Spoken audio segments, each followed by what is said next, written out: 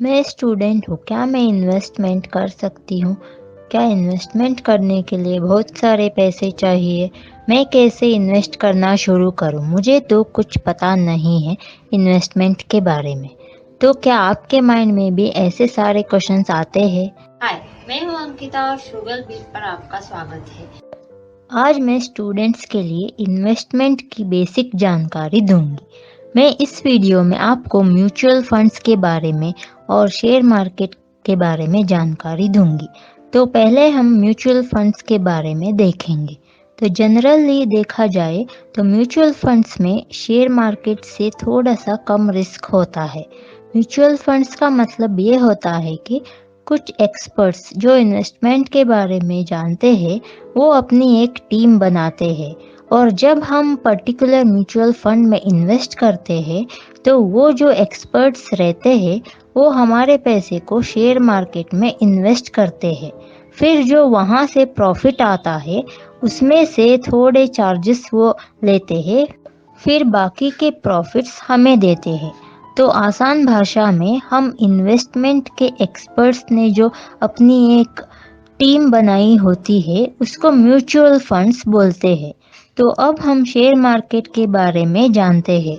Share market यानी directly company में invest करना होता है।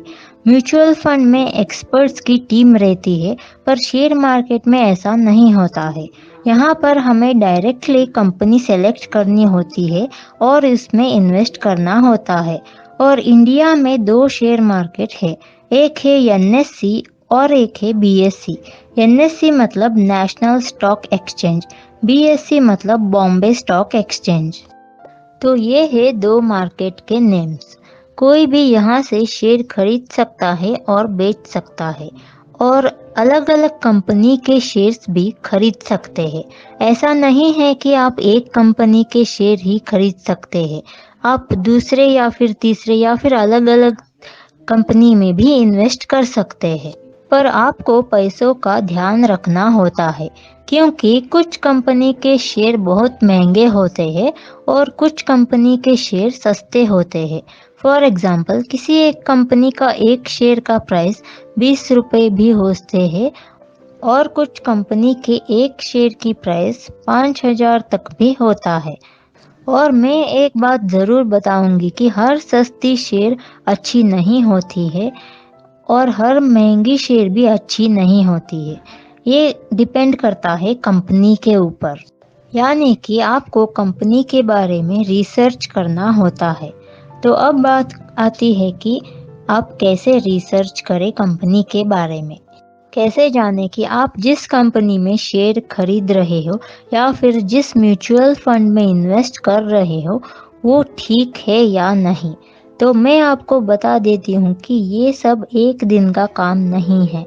आप स्टूडेंट हो और पहली बार इन्वेस्टमेंट के बारे में सोच रहे हो तो पहले जो रेप्यूटेड कंपनी या म्यूचुअल फंड्स है उसमें से 2-3 सेलेक्ट करिए। सेलेक्ट करने का मतलब ये नहीं है कि जाकर एकदम से इन्वेस्ट करें, पर कुछ टाइम तक देखिए कि वो कंपनी कैसे परफॉर्म करती है और साथ में ये भी देखिए कि पिछले 5 से 10 सालों में किस तरह से इनके शेयर्स ऊपर नीचे हुए हैं, ये प्रॉफिट में है या फिर लॉस में है। तो इस तरह जितना ज़्यादा आप कंपनी के बारे में जानोगे उतना ज़्यादा अच्छा होता है। तो अब सवाल ये है कि कब इन्वेस्टमेंट शुरू करना सही रहेगा, कौन से एज से स्टार्ट करना सही होगा। तो ये मेरा मानना है कि अगर आप टीनेजर हो, 15 से 16 साल के हो, तो आप फिलहाल और भी ज़्यादा इन्फॉर्मेशन कलेक्ट करें, शेयर मार्केट और म्यूचुअल फंड्स के बारे में और भी ज़्यादा जानकारी ले। फिर जब आप 18 ईयर्स के हो जाएंगे तब इन्वेस्ट करना शुरू कर सकते हैं। और अगर आप 18 ईयर्स कंप्लीट कर चुके हैं तो आप में थोड़ी सी पैसों को लेकर मैच्योरिटी होती है, तो आप कंपनी के बारे में या फिर म्यूचुअल फंड्स के बारे में रिसर्च करने के बाद थोड़ा सा अमाउंट इन्वेस्ट करना शुरू कर सकते हैं। मैं अपना एग्जांपल बताती हूँ। मैंने शुरुआत म्यूचुअल फंड से किया था। मैंने 1,000 रुपये इन्वेस्ट किए थे स्टार्टिंग में और मैंने वो एकदम से नहीं किया था। इन्वेस्ट करने से पहले मैं उस पर्टिकुलर म्यूचुअल फंड के बारे में बहुत जानकारी लेकर किया था। उसके बाद जब मैंने पहली बार शेयर मार्केट में इन्वेस्ट किया था, तब मैंने सिर्फ 17 रुपये इन्वेस्ट करके एक कंपनी का सिर्फ एक शेयर खरीदा था। तो ऐसे मैंने बहुत ही कम पैसों से शुरुआत की थी और फिर जैसे जैसे मुझे एक्सपीरियंस हुआ, फिर मैंने थोड़े से ज़्यादा अमाउंट इन्वेस्ट करना शुरू किया। तो अब बात करते हैं प्रॉफिट के बारे में। तो बहुत सारे स्टूडेंट्स के मन में ये रहता है कि क्या म्यूचुअल फंड्स और शेयर मार्केट में इन्वेस्ट करने से पक्का प्रॉफिट होगा? तो आप अगर सिंपल जवाब सुनना चाहते हैं मुझसे, तो मेरा आंसर है नहीं, ऐसा नहीं होता है।